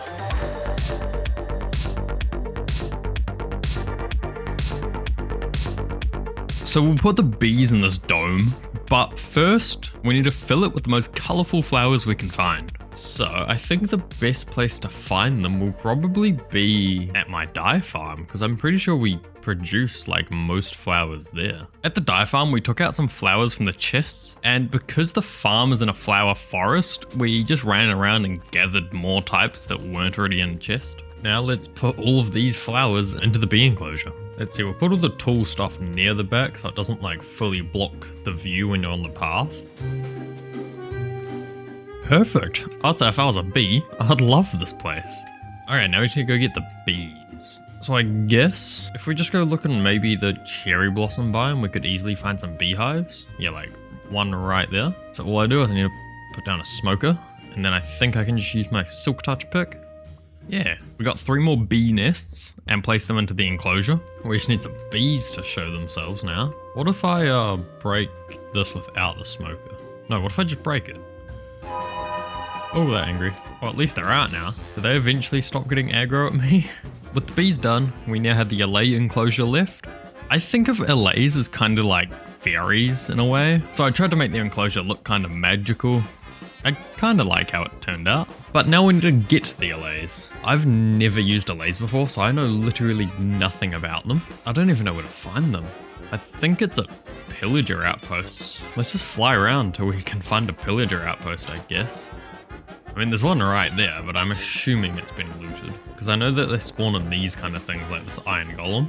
No, so this one just has the iron golems in there. So we'll have to find another one now. I'm sure it won't be too difficult to find one. It was. I couldn't find one. So I started searching around other members' bases, hoping that they had found one and that I could just duplicate that. Oh my god. Yes, he does. Okay. Beautiful. So now, to make these guys duplicate, I think if I play this. Okay, it's spinning. It looks happy. Do you duplicate? Please do something. No, don't fly away. Does it have to be with another one? Is this how it works? Is it not music? Is that not how I do this? Ah, I'm missing something. We need to get an amethyst shard. Now if we head over here and we give it to this guy, and we give it to one of these. Oh my, okay, well that worked instantly. Alright, so now that we've duplicated one, okay, let's take this back and head back to our allay chamber thingy. Oh, it's so easy to fly with this guy. This is wonderful. I don't even need to be smooth. Oh, I spoke too soon. Oh no, this is the worst biome to lose him in as well. No. If I was in LA, where would I be? Probably still in the sky somewhere. Aha! Is that him? Yes, okay, good. We found him again. We flew back to the zoo, put the allay in his enclosure, and started duping it. Hey, give me my amethyst shard. Give me the shard. And there we go, there's a bunch more allays in there, and I think they actually look pretty cool in there. So, next. He's not supposed to be in there. How did he get out? Was it because of this block? If we pulled that guy up to there and then over here. Yeah, it was that block. Okay. So, we need to get this guy back out and then back in here. So if we just put a block there, I think that should fix our issue. Let's hope. Either way, that's the first and only mob, hopefully, that has, or that will escape an enclosure. So all the other ones seem to be nicely in place, I think. Well, anyway, moving on. We only have a few colors left to fill in. We can either build up the pink area and leave the yellow till last, or build up the yellow and leave the pink till last. Because I'm planning on putting the cooler stuff on this side of the zoo, we'll leave that side till last. So let's work on the yellow area. My idea for this yellow area was basically to build a big centerpiece for the zoo. So, before we can build any enclosures, let's get that started.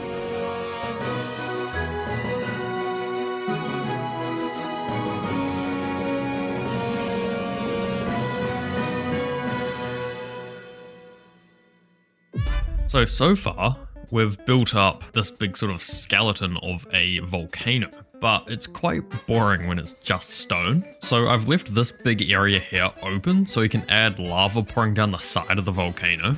And then at the top, we can have smoke or something coming out. So let's go get some materials for that. All I'll be needing to get is basalt and blackstone, which we can find pretty easily in the nether. So, basalt. Ideally, we'd find a basalt delta, so all we gotta do is mine all of this up. Let's hope that should be enough. I think it should be. And while we're here, we might as well get some blackstone just for a bit more texture. Okay, so that should be all we need from the nether. And then we'll also get some magma for the actual lava part, which I conveniently also have a farm for. We might need quite a lot actually. Now with everything collected, let's make the volcano come to life.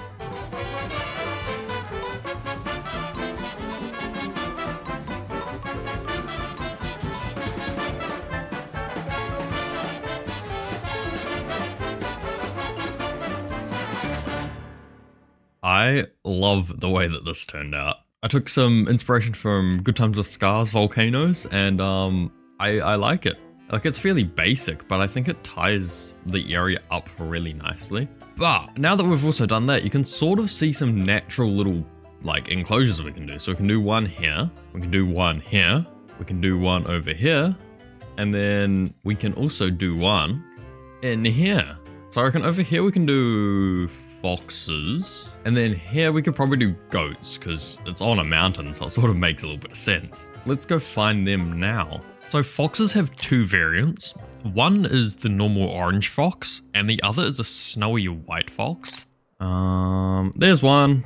Give me that, and give me you. Okay, perfect. Now these guys can come with me. Alright, so let's land these guys here. And my plan for these guys is, because they can jump quite high, I can't really build a fence that would actually be able to contain them unless it's like 5 blocks tall, and I'm not doing that. Okay, so if I grab a fence and put it here, we can then lead like this guy and put him there. So now this guy, even if he does jump really high, he won't be able to go very far because of the lead.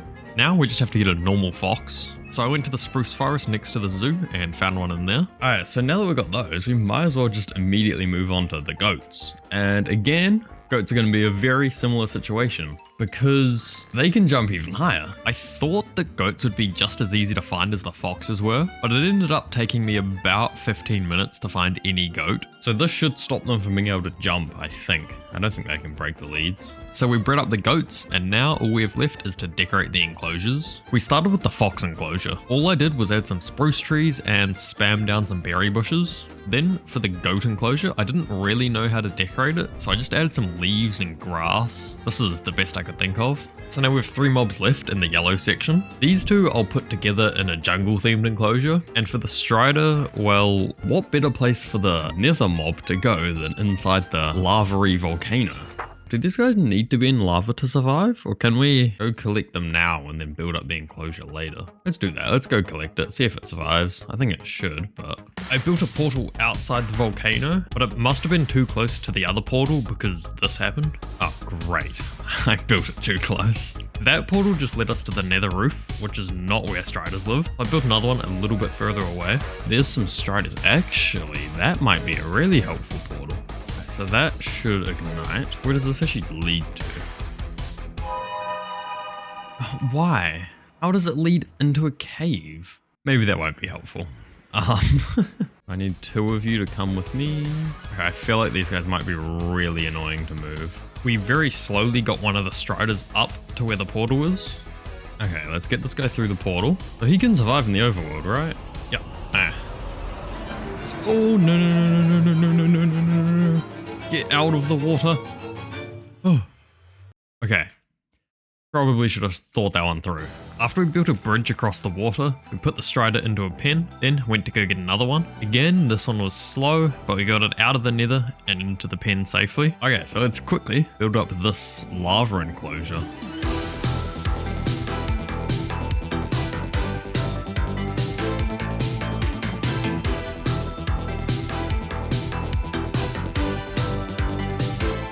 Alright, so now on the inside we've got this little area that we can put the striders in. So, let's go put them in.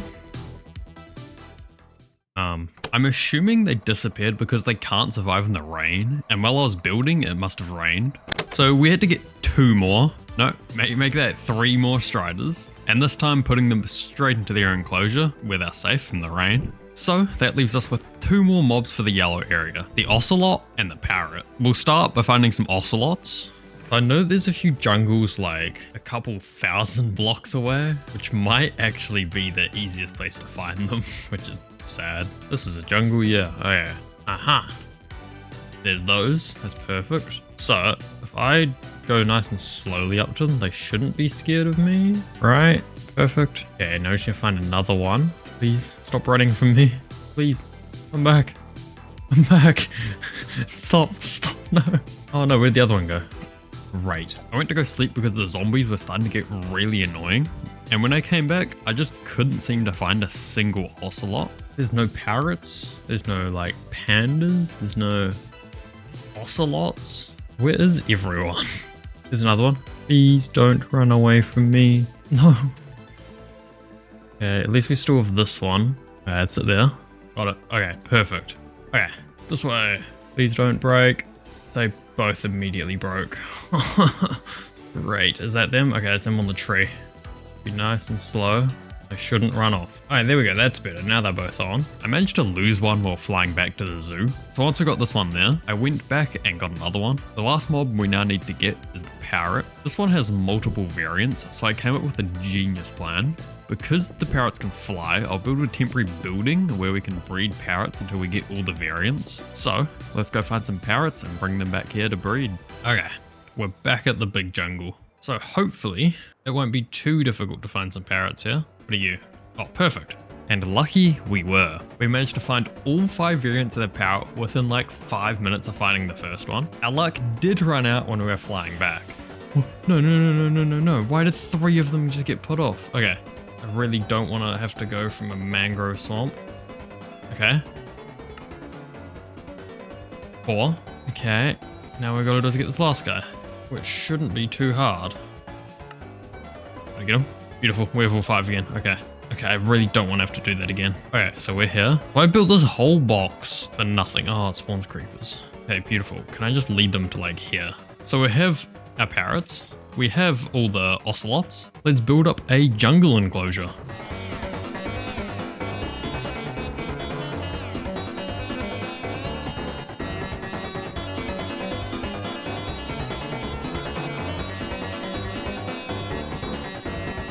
These trees are actually like bigger than I thought. Like this is like 12 stacks of leaves, which it just doesn't look like. But anyway, this one was a bit of a challenge because I'm going to let the ocelots roam around freely. And I had to make sure they couldn't just escape by climbing up the mountain. So I'm pretty sure they shouldn't be able to get out anywhere. We moved the ocelots into the enclosure. There's 4 in here. If there's not 4 in a bit, then we have a slight problem. But let's also get the parrots in place. So we'll take one at a time. And my plan for the parrots are a little bit different. So because they can fly, I don't really want to have to put like a dome over top. So what I might do is I might just lead them to a tree. And then they can still fly around, but they can't actually go anywhere. And I don't think the ocelots try and kill them, so that's probably our easiest solution. I will just lead these guys in different places. I hope they can fly up, or else this will look kind of silly. Okay, so the parrots haven't turned out exactly how I wanted them to. They're not really moving as much, but I mean, they're at least in the enclosure. And with that, that's the yellow section all finished. We only have a few areas left now. So we'll do the grey area now, which will be frogs. For the frog enclosure, I used a bunch of mud to make it look like a swamp because that's sort of where frogs live. Alright, so we've got a pretty simple enclosure, and now let's go find the frogs. Frogs are another mob that has multiple variants, but you get these slightly differently than other mobs. I think you have to breed them in like a certain biome. So I know that there's some frogs in the swamp biome somewhere over here. Oh, there's one. There's two. So let's grab this frog and let's grab this frog. The white ones are the ones that are spawned in warmer biomes, I think. So frogs have 3 different variants. One for a warm biome, another is for like normal biomes, and the last one is for the cold biomes. So all we're gonna do is breed up a frog in each type of biome. We started off by bringing the frog into a cold biome. He's sliding everywhere. What? Oh. Ah, so what? Now I just need to wait for this to like grow up. We got tadpoles, because I know we can pick these up in a bucket, but I'm not sure if they will stay the cold biome color if I take them over to the zoo now. I mean, we might as well test, because I reckon it'll be way easier transporting them through in a bucket than by lead. Alright, so let's take these guys, and let's just go plump them down at the zoo. Beautiful. Okay, let's wait for these guys to now grow up and see what they turn into. I think if they turn into the green one, then that means they've been bred in the cold biome. So we sat and waited for them to grow into frogs. So it's grown up now, but because it's an orange color, that means it's a frog of the normal temperature biome, which means we need to grow tadpoles in the cold biome before bringing them over to the zoo. Now we just need to go AFK for another 20 minutes back at the cold biome to get the green ones, and then we can bring everything over and we have all the variants. So, by the looks of it, we have the green ones. So let's grab you, and let's take them back to the zoo. And that's our frog enclosure done, I think.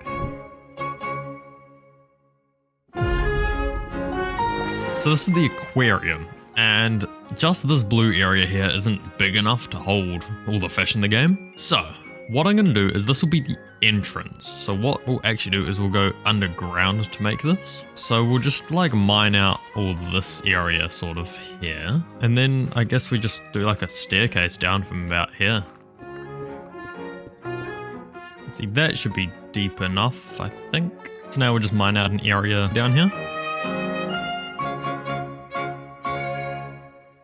Okay, so in the end, this is what we've got. So the space we dug out can be divided into 2 sections. On this side we can put the tropical fish and the puffer fish, and on this side we can put the cod, salmon and squids. We can't really get the fish before we build the enclosure, so let's build up everything here, including the entrance. I want to make this feel like a real aquarium, so I used blue walls and quartz to really give it that aquarium look. On the left side we built up a tank full of coral blocks, and on the right, we just used seagrass and kelp. For the entrance, I wanted to try something I've never done before, which is building organic things. So I built a shark where you walk into its mouth to get down into the aquarium. I'm actually really happy how this turned out. So you enter through the shark's mouth, down, and then I tried to like transition from mouth to like aquarium. I really like how this place turned out. It might actually be one of my It is my favorite enclosure so far. So this side will be tropical fish and this side will be boring fish. There are a lot of combination of tropical fish, which can be a whole video in itself. So we're just gonna get a couple tropical fish. If I got all the variants, that would take me a very, very long time to do. So now let's head to a coral reef and go steal some fish. So we went around the coral reef collecting up fish. I tried to get as much color and variation as I could. Okay, let's head back and see if the amount of fish that we caught is actually a good amount or not. How does this look? Pathetic. They're not really swimming like I hoped they would. Why are they just like chilling up here? Either I reckon that's good enough for now. We can always revisit this one. But now we have this side to do.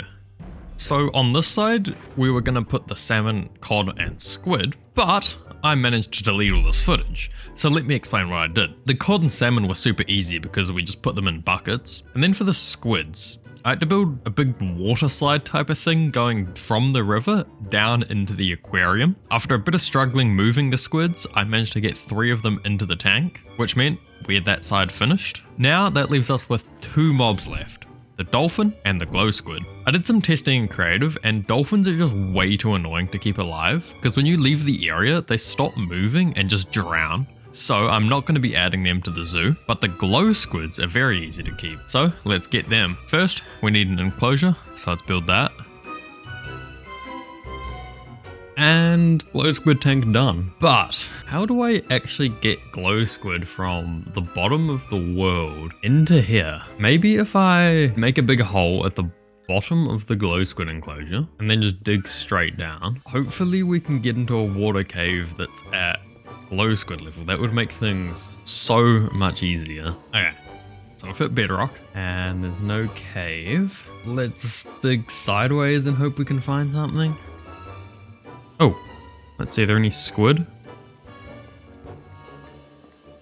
Oh, okay. This actually is really good. There's so many here. But unfortunately, I think I can only take 1 at a time because it's a 1x1 hole. So for the next couple minutes, I struggled to get 1 glow squid through the tunnels that we had made. Come on, glow squid. Get up. Oh, this is so annoying. Yes.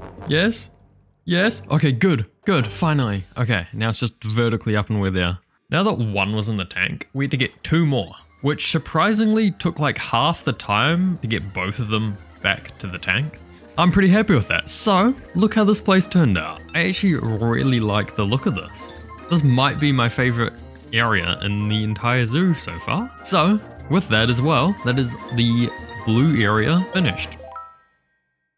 We only have 1 section left, which is the pink section.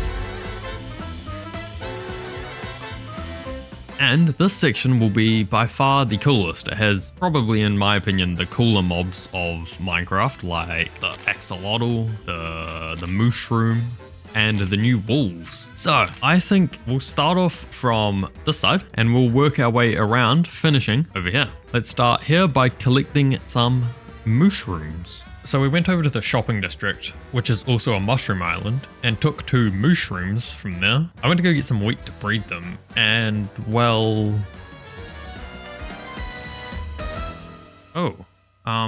it appears somebody has killed all my chickens. That's a little bit annoying. We need to quickly get chickens back in here. Hold on, so where did that fox even come from? Because there's no way he spawned here naturally, did he? That means he escaped my pen way over here. Yeah, I guess we'll just leave them how it is, but let's hope no more escape. After fixing a small fox problem, we got back to work with the mushrooms, but there is variance to the mushrooms, believe it or not. But the way how we get that is we need to strike one of them with lightning. And the probably most reliable way of doing that is with a trident with channeling on it. So we went over to our neighbor's base and stole his trident. So while we wait for a thunderstorm to spawn, we don't really have anything else to do other than build up their enclosure. So let's build up the enclosure. With this enclosure, I really tried to add a lot of color. We made custom mushrooms with lots of different textures and colors, which I think really makes this enclosure stand out. Oh, raining. Is it lightning though? Bang! No. Wait, it is. Wait, what? It has channeling on it. Am I missing something? Do I need to be like up high? Am I too low for lightning to strike? I swear I used to be able to just throw. Hold on. Panicking. Copper. What if we try a lightning rod? I think that might have something to do with it. Copper. No. Okay, my base. Where's my portal? Go. Okay, I need copper before the storm runs out. Go. I was not prepared. If I see a lightning rod, I'm stealing it. I can always come put it back. I don't see any. Copper. Is there any copper in here? Oh, copper. Lightning rod. Give me. Go before it finishes. Alright, let's see. That works, thank you. Okay. I didn't even need the trident. I didn't even throw it, but at least the cows work now. Okay, perfect. Okay, so that's all the variants of the mushroom done, which leaves us with 4 mobs left. To fill in this area, I think a polar bear will look nice, so let's start with its enclosure. Because polar bears live in cold areas, I built a cold enclosure. Yeah, that was it.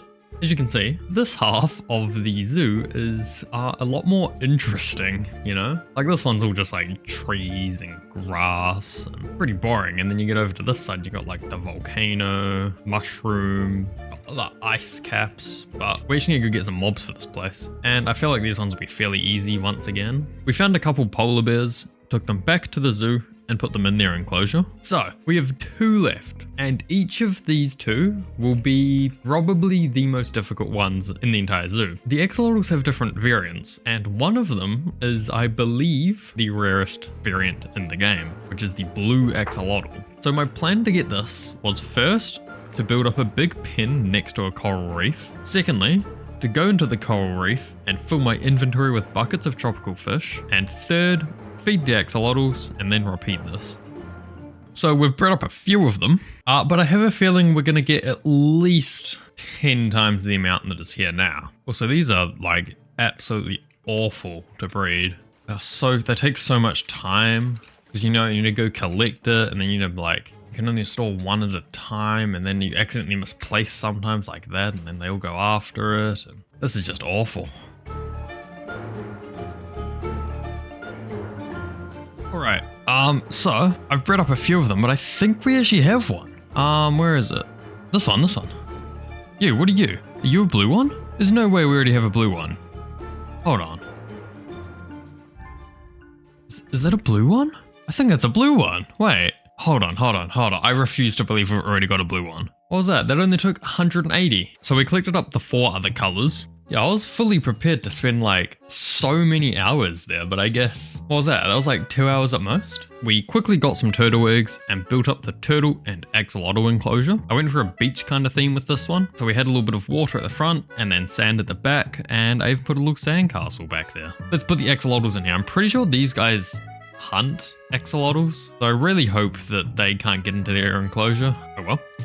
Let's see, so pink one, blue one, yellow, cyan, and brown. Lovely. So do they hatch into turtles? I guess time will tell. With those now in their enclosure, we have 1 mob left. Dogs. In the 1.21 update, 8 new wolf variants were released, and we're gonna have to collect them all. I think this will be the hardest one yet, since they only spawn in certain biomes in the world, and as we found out from the armadillos, they will also have to spawn in new chunks, which again, finding new chunks on the server is kinda difficult. So I think this one will probably be easier if we build the enclosure first. I started off by building some thick trees in the back, and then I just wanted to make this enclosure be kinda boring. So I didn't do anything too fancy with the land, but we did add a little river and just some dog houses. I really like this one. I don't know, it's just like cozy in a way. But now I've begun the hunt for the dogs. I've already seen the first variant just over here. It should be real easy for me to find. There's one. Alright, so what are you? You are the normal dog. So that is 1 variant successfully in here, and I'll name tag him because I'm not sure if untamed wolves despawn or not. 8 more to go. Actually, there should be a wolf variant that spawns in this kind of biome. Beautiful, so you need to come with me. And the lead broke and the dog died. Okay, well, at least this biome has different wolves, which are right here. Lovely. Beautiful. Okay, here we go, 3rd one coming in. Let's see, so 1 should be able to spawn in this biome, but I think this might have been made in 1.20, which means no wolves. Oh, here we go. Here's one. So let's fly him all the way back. Beautiful. The other 5 variants we still need to find will start getting more and more difficult now. Let's see, Savannah Plateaus spawn 1. Is this a plateau? Probably not. I think it's too low. Yeah, it's just a normal Savannah. Oh, here we go. This might be a Savannah Plateau. It is. There's the wolf. Perfect. Okay, so we'll get this guy. Now we once again have quite the distance to fly. Okay, beautiful. There's the zoo right there, and we still have the dog alive. So the next wolf we'll try to find will be the striped wolf, which is found in the wooded badlands, which are the badlands with like the trees on top. Here's some mesa that should hopefully have some wooded badlands on it. There's no wooded badlands here. Great.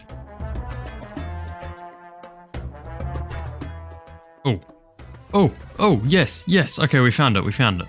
I am so far away. I think if I fly this direction, it's where the portal... Oh my god, the dog already fell and died. That was quick. Good thing we didn't go very far. Alright, so this way should be the portal, hopefully.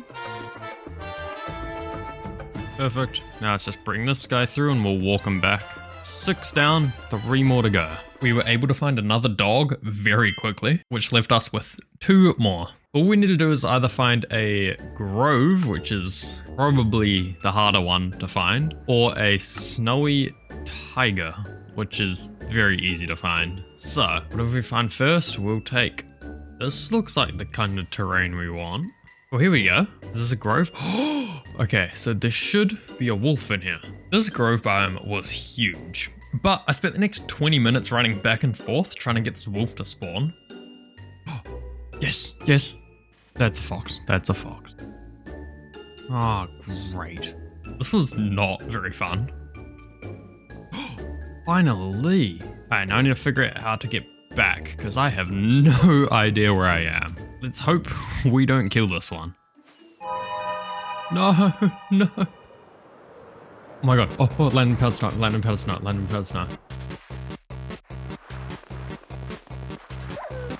That died.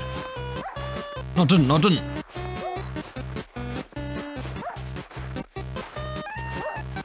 Come on, where is it? There it is. Oh.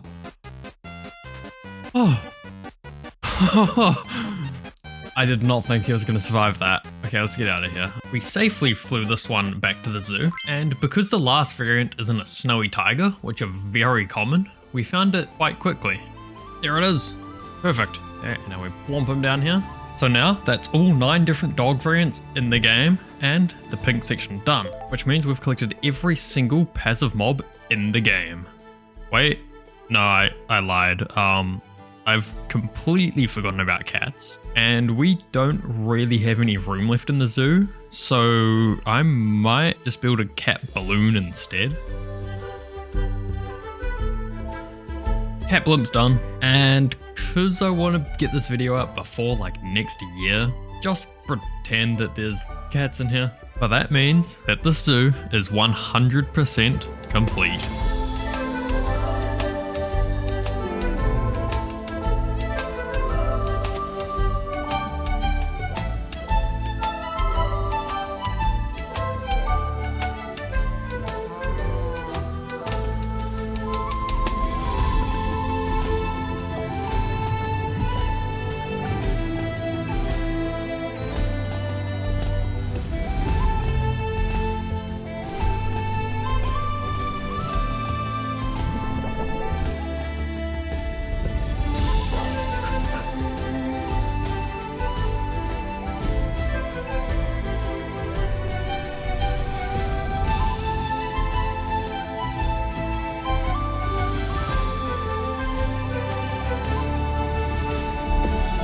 I have a little bit of cleaning up here to do. I'll see you guys in the next video. After releasing the zoo video, we did a live stream where I went around and collected all the cat variants. We found all the variants and put them into the balloon, which is where we're up to today. So thank you so much for watching this movie. Hope you enjoyed season 3 of Block Breaking. See you in the next video.